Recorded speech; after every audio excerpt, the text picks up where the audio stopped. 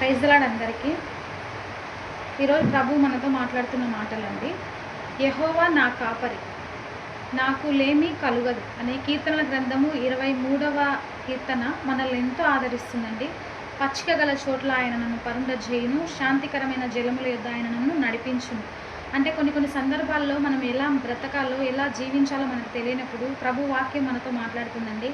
యెహోవానైన నేను నీకు కాపరినై ఉన్నాను, నువ్వు నిర్భయంగా జీవించు అని దేవుడు మాట్లాడుతున్నాడు. ఈ లోకంలో మన పరిస్థితులు ఏవైనప్పటికీ, అది వ్యాధి అయినా, బాధ అయినా, ఆర్థిక పరిస్థితులైనా మీరైతే బాధపడొద్దండి, భయపడొద్దండి. క్రిస్మస్ దినాలలో మనం అడుగు పెడుతున్నామండి. అందరి కుటుంబాల్లో సంతోషాలు ఉన్నాయి.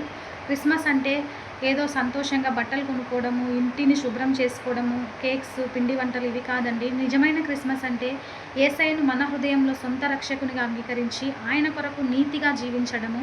మరి మనం ఎలా ఉన్నామో మనల్ని మనం పరిశీలించుకుందామండి. ఒకవేళ మన జీవితంలో నిజమైన రక్షణానందం లేకపోతే ఇక మీదటైనా ఆయన యొక్క రక్షణానందాన్ని మనం పొందుకునేలాగా బ్రతకడానికి ప్రయాసపడదాము. ఒకవేళ వీలైతే మన చేతనైనటువంటి సహాయం ఇతరులకు చేసేవారిగా మనం ఉందాము. క్రీస్తు ప్రేమను మనలో ప్రకటించే బిడ్డలుగా మనం ఉండాలండి. అవును, వాళ్ళు క్రిస్టియన్స్, వాళ్ళలో ప్రేమ ఉంటుంది, వాళ్ళలో సహాయం చేసే గుణం ఉంటుంది, వాళ్ళలో మంచి ఉంటుంది అని ఆయన యొక్క కొన్ని పోలికలు, ఆయనకు మాదిరికరంగా మనం జీవించే బిడ్డలుగా మనం ఉండాలని, క్రీస్తు బిడ్డగా, యేసయ్య కుమార్తెగా మీరంతా నా సహోదరులుగా మిమ్మల్ని అందరినీ వేడుకుంటున్నానండి.